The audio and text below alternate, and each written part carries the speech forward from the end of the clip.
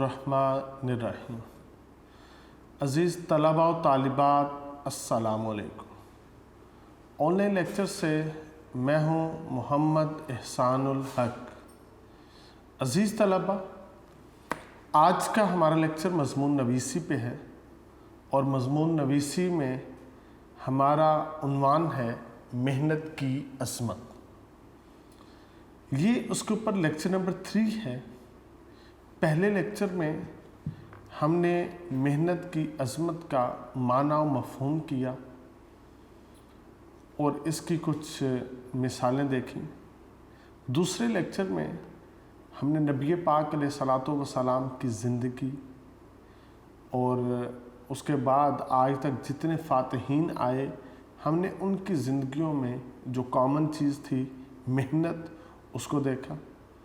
तो अब इस तीसरे लेक्चर में हम अपने इस मज़मून का जो अहाता है उसको करेंगे। तमाम तलबा आप यूनिक नोट्स ओपन कर लें।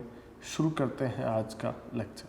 अज़ीज़ तलबा, अल्लामा इकबाल रहमतुल्लाह अलैह आप भी अपनी कौम को मेहनत का दर्स देते हैं।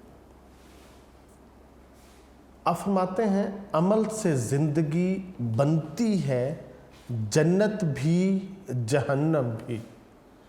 अमल से ज़िंदगी बनती है जन्नत भी जहन्नम भी। ये खाकी अपनी फितरत में ना नूरी है ना नारी है। तो अज़ीज़ तलबा, अगर हम इसके ऊपर गौर करते हैं तो हमें इस शेर के अंदर जो चीज़ सिमट के सामने आती है वो सिर्फ ये है, जो मेहनत करेगा वो जन्नत में जाएगा। उसका जो अमल है वो उसको कामयाबी की तरफ लेके जाएगा।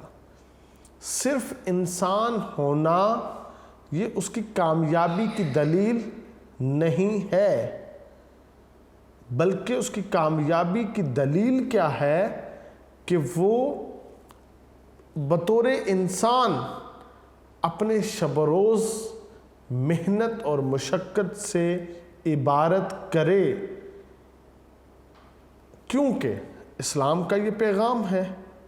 इस्लाम हर लहज़ा हमें हरकत का और अमल का दर्स देता है। इकबाल ने इस बात को यूं भी समेटा है, कहते हैं, जहां में अहले ईमान सूरत खुर्शीद जीते हैं। जहां में, दुनिया में अहले ईमान जो मोमिन है वो खुर्शीद सूरज की तरह जीते हैं। इधर डूबे उधर निकले, उधर डूबे इधर निकले। यानी सूरज की ज़िंदगी में जमूद नहीं है, ठहराव नहीं है, रुक जाना नहीं है, स्टॉप नहीं है, दी एंड नहीं है।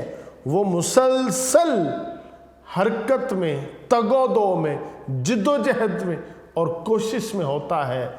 बंदाए मोमिन भी मुसलसल जिद्दोजहद और कोशिश के साथ होता है। इंसान अगर चाहता है कि उसके आमाल में हुस्न पैदा हो, उसके आमाल में जो खूबसूरती और ज़ीनत की सारी चीज़ें आ जाए, तो उसको मेहनत में उतरना पड़ेगा। जो मेहनत में आएगा आखिरत में उसको इज्जतें मिलेंगी। और जो कौम भी अमल के सोज़ो गुदास से खाली होती है, वो कौम सिर्फ एक लफ्ज़ होती है। उस लफ्ज़ का ना कोई माना होता है और ना ही उस लफ्ज़ का कोई जिस्म है और ना रूह है।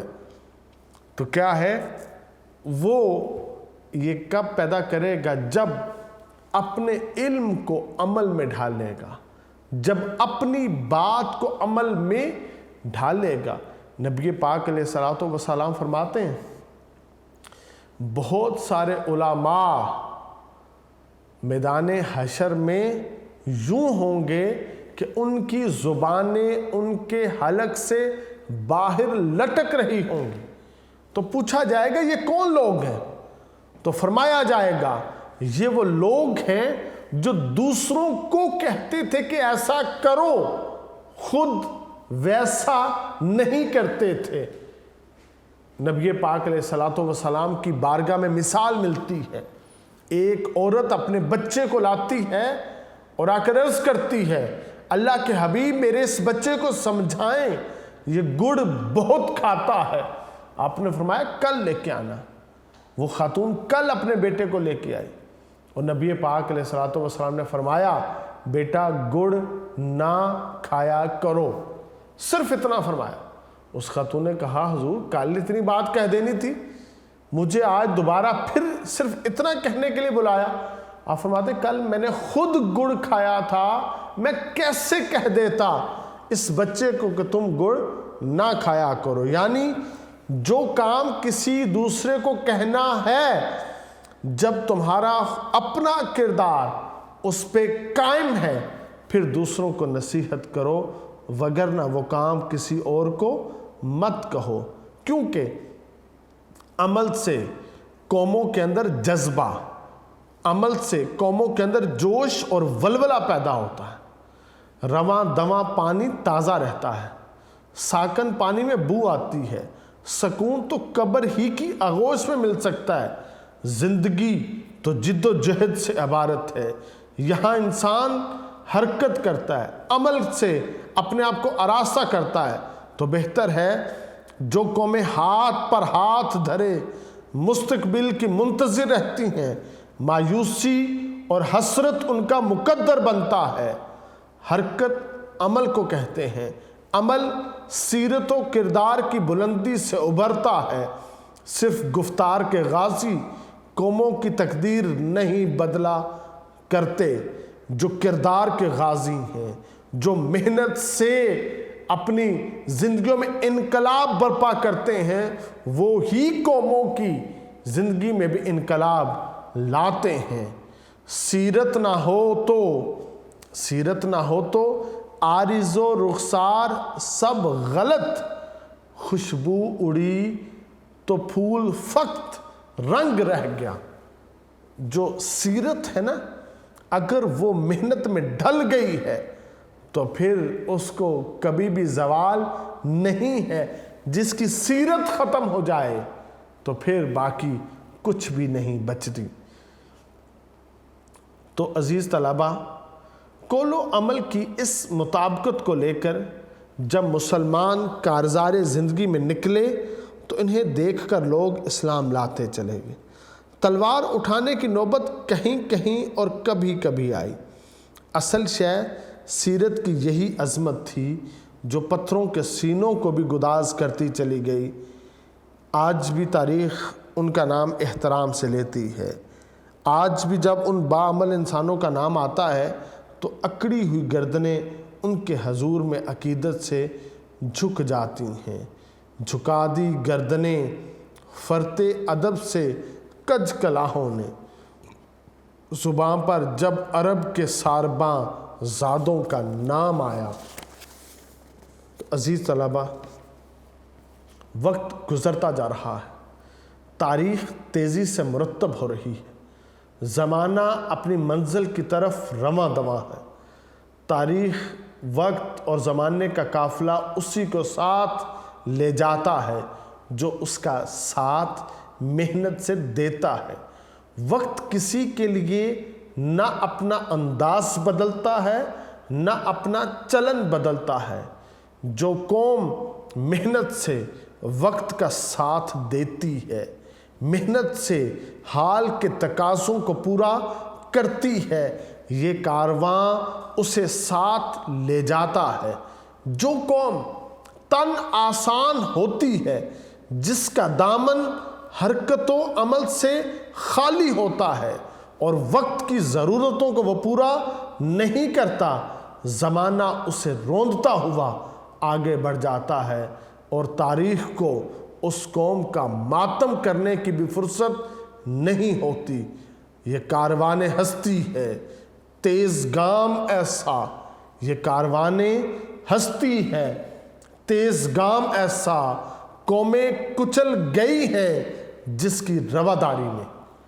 عزیز طلبہ، ہمارا فرض ہے کہ ہم وقت کے تیور جانچیں، ہم ہوا کا رخ پہچانیں، تاریخ کو سمجھیں، ہوا کے زمزموں اور گھٹا کے اشاروں کو دیکھیں اور وقت کے اس تناظر میں اپنے فکر، اپنے عمل کی تمام صلاحیتیں بامقصد جد و جہد کے لیے وقف کر دیں۔ بامقصد کوشش سعادت ہے اور اس کوشش میں جان دینا شہادت ہے۔ آج اس امر کی ضرورت ہے کہ ہمارا دل سوز عشق سے لبریز ہو، یہی تڑپ ہمیں منزل تک لے جائے گی اور منزل کے راستوں کو ہمارے لیے آسان کر دے گی۔ جوش و جذبہ ہم رکاب ہو تو راستے کے کانٹے پھول اور پہاڑ کنکر ہوتے ہیں۔ ایسے لوگوں کے لیے صحرا آبادیاں ہوتے ہیں، ایسے لوگوں کے لیے سمندر راستے ہوتے ہیں۔ عزت کی زندگی کا تقاضا یہی ہے کہ ہم اپنے عمل کو محنت سے آراستہ کریں جو ہمارے آباء و اجداد کا ترہ امتیاز تھا۔ عمل کا خلوص ہی وہ نعمت ہے جس سے ہر مشکل آسان ہو جاتی ہے۔ یاد رہے کہ ایمان کے پودے کو حسن عمل کا پانی اگر نہ دیا جائے تو وہ سوکھ جاتا ہے، اور سوکھے ہوئے درخت کبھی بار آور نہیں ہوتے۔ الغرض اپنی اور پاکستان کے بقا کے لیے محنت، عمل، کوشش اور جذبے کی ضرورت ہے۔ اگر ہم تن آسان بنے رہے تو راستے تاریک ہو جائیں گے، منزل دور ہو جائے گی۔ اگر ہم نے سعی اور کوشش کو شعار بنائے رکھا تو ہمارا حال تابناک ہوگا، مستقبل ہمارا آئینہ ہوگا۔ ہر بات محنت کو آواز دیتی ہے، ہر بات عمل کو آواز دیتی ہے۔ ہمارے اسلاف کی سیرت کے خوبصورت جو نقوش ہیں وہ محنت سے جو لبریز ہیں۔ ہمیں چاہیے اگر ہم اپنی زندگیوں کو اجالا کرنا چاہتے ہیں، اگر ہم چاہتے ہیں عزتیں سمیٹنا، تو علامہ اقبال کے اس شعر کو ہمیں سامنے رکھنا ہوگا اور اپنے آباء و اجداد کے راستے پہ چلنا ہوگا۔ اقبال کہتے ہیں تجھے آبا سے اپنے کوئی نسبت ہو نہیں سکتی کہ تو گفتار وہ کردار، تو ثابت وہ سیارہ۔ تو ہمیں بھی گفتار چھوڑنی پڑے گی، کردار اپنانا پڑے گا، ہمیں بھی جو سیارہ بننا پڑے گا تاکہ ہم اس دنیا میں بھی کامیاب ہوں، ہم آخرت میں بھی کامیاب ہو جائیں۔ عزیز طلبہ، ہمیں نبی پاک علیہ الصلوۃ والسلام کی زندگی میں یہ نظر آتا ہے۔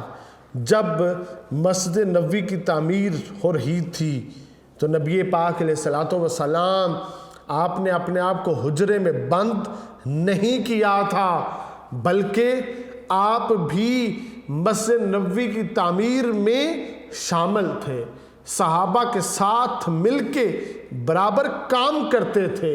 آپ اینٹ اور گارا لاتے تھے۔ تو ایسے ہی جب خندق کھودی جا رہی تھی، غزوہ خندق کے وقت، تو آپ اس وقت بھی اپنے ہاتھوں سے کام کر رہے تھے۔ عزیز طلبہ، ہمیں درس یہ ملا ہے کہ ہم اپنے ہاتھوں سے کام کریں۔ محنت کامیابی کی کنجی ہے۔ قائد اعظم رحمۃ اللہ علیہ نے فرمایا تھا کہ کامیابی کا راز محنت میں چھپا ہوا ہے۔ ارسطو بھی کہتا ہے جفا کشی کے سمندر کی تہ کامیابی کے موتیوں سے بھری پڑی ہے۔ تو عزیز طلبہ، شیوہ پیغمبری جو ہے وہ یہی ہے کہ محنت سے آپ اپنے ہاتھوں سے اپنے کاموں کو سر انجام دو۔ حضرت آدم علیہ السلام کو دیکھیں، حضرت ابراہیم خلیل اللہ کو دیکھیں، آپ کھیتی باڑی اپنے ہاتھوں سے کرتے تھے۔ حضرت یعقوب علیہ السلام، حضرت شعیب، حضرت موسیٰ علیہ السلام کاشتکاری کرتے تھے اپنے ہاتھوں کے ساتھ، محنت کے ساتھ ان کی زندگی عبارت ہے۔ حضرت ادریس علیہ السلام کپڑے سیا کرتے تھے۔ حضرت ہود علیہ السلام تجارت کیا کرتے تھے۔ حضرت داؤد علیہ السلام زرع بنایا کرتے تھے۔ تو عزیز طلبہ، جو شخص بھی محنت اور مشقت سے اپنی زندگی کو عبارت کرتا ہے، وہ انبیاء کے شیوے کے مطابق، ان کے اسوہ حسنہ کے مطابق زندگی کو بسر کرتا ہے۔ مولوی عبدالحق سر سید احمد خان کے آپ بہترین دوست تھے۔ آپ کہتے ہیں کام اور محنت کرنے سے ہی انسان بنتا ہے، کام اور محنت سے ہی انسان کی سیرت بنتی ہے، کام اور محنت سے ہی انسان کی دماغی صلاحیتیں جلا بخشتی ہیں، کام اور محنت ہی سے انسان کے اخلاقی قوا مضبوط ہوتے ہیں۔ گویا انسانوں کا جو شیوا ہے وہ محنت ہے، محنت کے علاوہ کسی اور چیز میں کامیابی نہیں ہے۔ جب قائد اعظم رحمۃ اللہ علیہ نے یہ پاکستان بنایا تو گاندھی کو یہ برداشت نہ ہوا، جو اس نے وائس رائے کے ساتھ گٹھ جوڑ کیا تھا یہ اس کے خلاف تھا۔ گویا انگریز اور ہندو وہ نہیں چاہتا تھا کہ پاکستان بنے، ان کے جبڑوں سے زبردستی قائد اعظم نے یہ پاکستان کا ٹکڑا کھینچا تھا۔ کسی نے ہمیں پلیٹ پہ رکھ کے، تشت پہ رکھ کے پاکستان نہیں دیا تھا۔ یہ قائد اعظم کی محنتوں کا ثمر ہے ملک پاکستان۔ مگر انگریز نے گاندھی کو کہا تھا، میں نے محمد علی جناح کو کمزور پاکستان دیا ہے، جو چند روز کی زندگی بسر کرنے کے بعد دوبارہ ہندوستان کے ساتھ الحاق کرنے پہ مجبور ہو جائے گا۔ عزیز طلبہ، جب پاکستان حاصل کر لیا تو قائد اعظم نے سب کو کہا کام، کام اور صرف کام۔ اگرچہ اس وقت ملک پاکستان جو تھا اپنے نو مولودی کے دنوں میں تھا، تو اس وقت قائد اعظم رحمۃ اللہ علیہ کی اس نصیحت پر عمل کرتے ہوئے، اگرچہ لوگوں کے پاس پاؤں میں پہننے کے لیے جوتا نہیں تھا، سونے کے لیے بستر نہیں تھا، کھانے کے لیے روٹی نہیں تھی، مگر سب نے محنت کا آغاز کیا تھا۔ چند سال گزرنے کے بعد پاکستان الحمدللہ اپنے پاؤں پہ کھڑا ہو گیا، اور آج تک اس کے پائے ثبات میں کمی نہیں آئی۔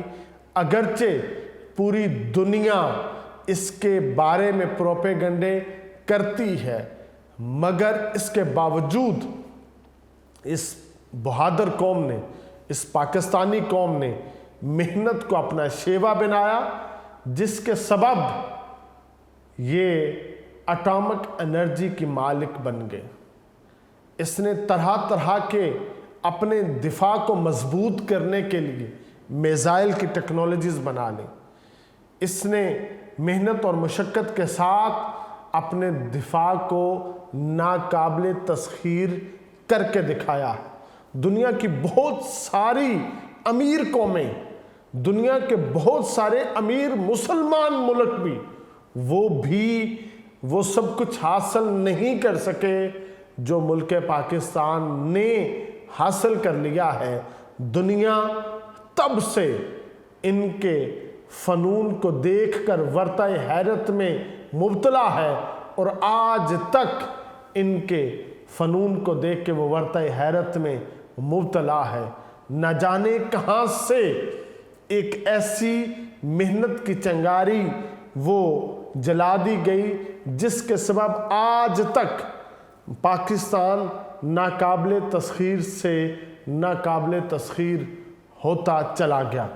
تو عزیز طلبہ، اگر پاکستان محنت سے معرض وجود میں آیا ہے، اگر اپنی محنت کے سبب آج تک یہ دشمن کے ہمسائیگی میں رہ کر اپنے آپ کو اس نے پائے ثبات میں اس نے لغزش نہیں آنے دی، تو آگے بھی پاکستان کی ترقی کا راز صرف محنت میں پوشیدہ ہے۔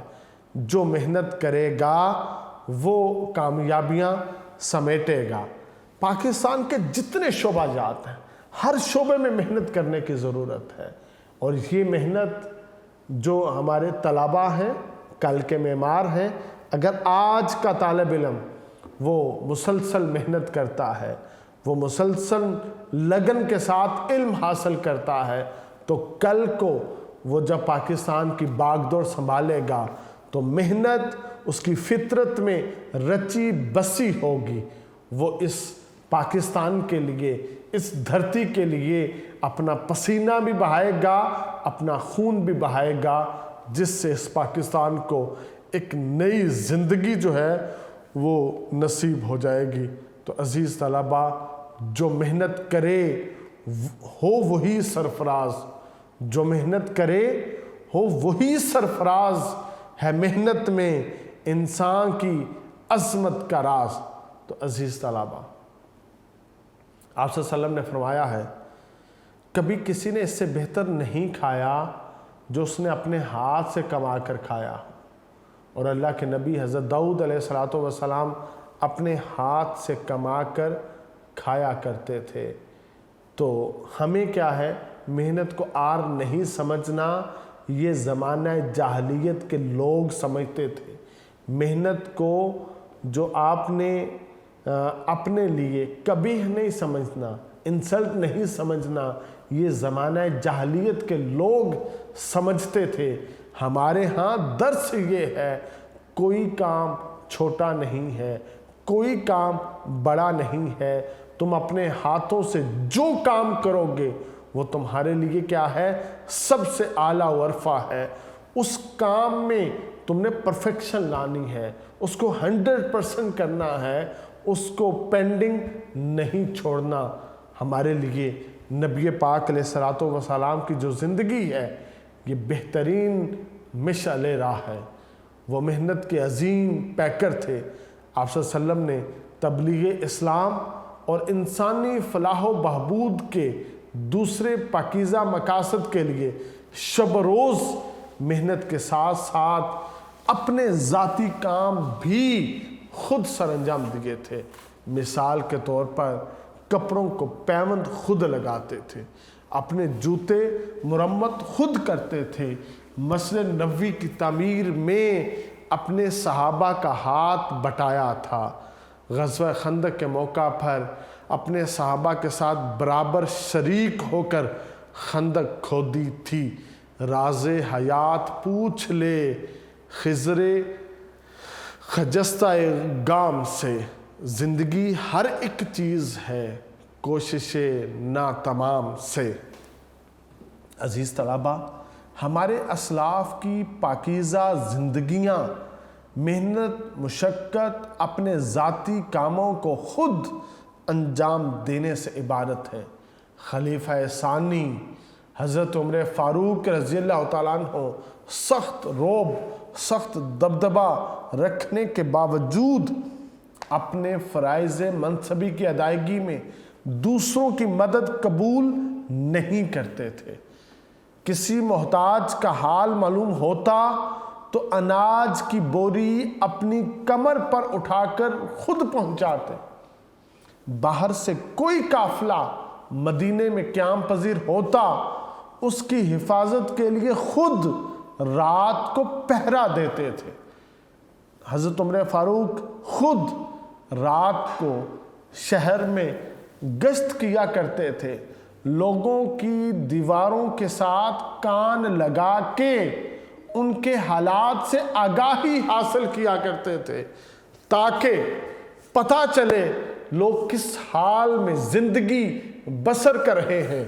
ایک دفعہ آپ اسی معمول میں تھے کہ آپ کو ایک گھر سے بچوں کے رونے کی آواز سنائی دیتی ہے، اور ماں کے یہ الفاظ جو ہے نا وہ آپ سنتے ہیں، ماں کہتی ہے بچوں کو بیٹا سو جاؤ سو جاؤ، میں نے ہنڈیا چڑھائی ہے، جیسے ہی کھانا تیار ہوگا میں تمہیں بیدار کر لوں گی۔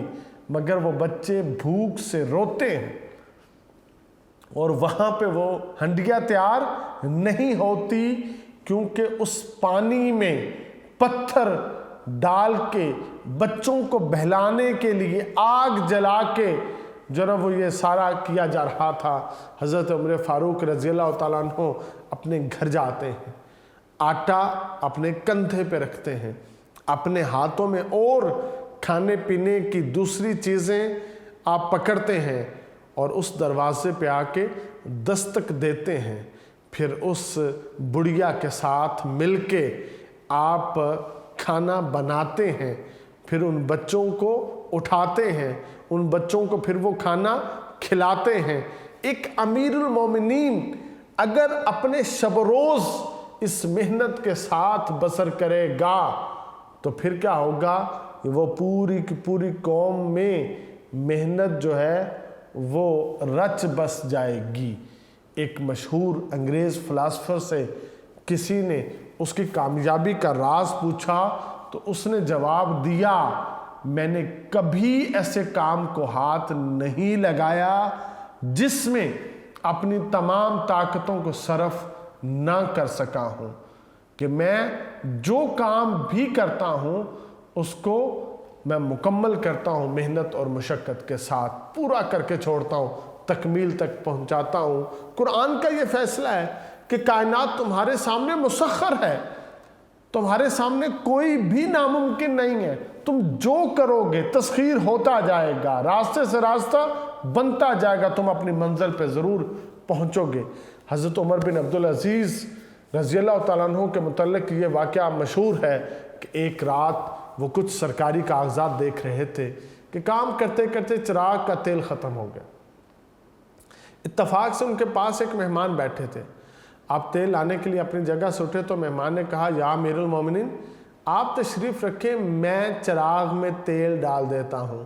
آپ نے جواب دیا، اس کے لیے میں مہمان کو تکلیف نہیں دینا چاہتا۔ مہمان نے کہا، اگر آپ مجھے تکلیف نہیں دینا چاہتے تو پھر اپنے کسی غلام کو حکم دیجئے کہ وہ چراغ میں تیل ڈال دے۔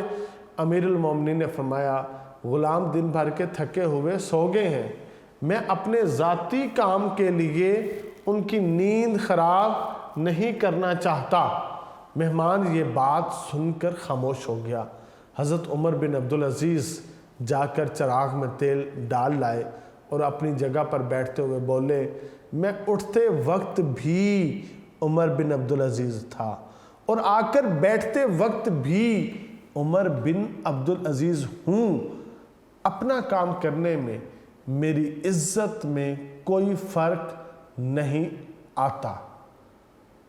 عزیز طلبہ، سلطان حیدر علی، قطب الدین ایبک، شیر شاہ سوری برصغیر کے تمام سپاہی غلام اور جاگیردار تھے، لیکن محنت، جدوجہد اور کوشش سے ہندوستان میں حکمرانی کے مرتبے پر فائز ہو گئے۔ جہاں میں جنہیں کام سے کام ہے، جہاں میں جنہیں کام سے کام ہے، انہی کام میں لطف و آرام ہے۔ کسی مفکر کا قول ہے، خوش قسمتی کیا ہے؟ محنت کی اولاد ہے۔ دنیا میں جتنے بھی عظیم لوگ گزرے ہیں، انہوں نے زندگی میں سخت محنت اور زبردست جدوجہد کی۔ ان عظیم انسانوں نے بے شمار سختیاں برداشت کی اور پھر کہیں جا کر اس قابل ہوئے کہ عظمت و عزت کے پرچم کو چھو سکیں۔ مولانا حالی کہتے ہیں نہال اس گلستان میں جتنے بڑے ہیں، نہال اس گلستان میں جتنے بڑے ہیں، ہمیشہ وہ نیچے سے اوپر چڑھے ہیں۔ امریکہ کا پہلا صدر ابراہم لنکن راتوں کو لکڑی جلا کر اس کی روشنی میں مطالعہ کرتا تھا۔ امریکہ کا ہی صدر جانسن ایک نائی کی دکان پر بوٹ پالش کرتا تھا۔ انگلستان کا وزیر اعظم چرچل اپنے جوتے خود مرمت کر لیا کرتا تھا، اور نیلسن منڈیلا جب اس کو جیل میں بند کیا گیا، اس سے پوچھا گیا کہ تیری کوئی خواہش ہے؟ اس نے کہا مجھے روزانہ کتابیں دیا کرو، جب میں ان کو پڑھ لوں اور میں تمہیں واپس کروں تو لسٹ پہ جو دوسری کتابوں کے نام لکھے ہوں مجھے وہ لا کے دیا کرو۔ کہتے ہیں نیلسن منڈیلا نے اس کالی کوٹھڑی میں پڑھنے کی صلاحیت حاصل کر لی تھی، اور اس کالی کوٹھڑی میں بھی نیلسن منڈیلا روزانہ صبح و شام مطالعہ کیا کرتا تھا۔ دور کیوں جائیں؟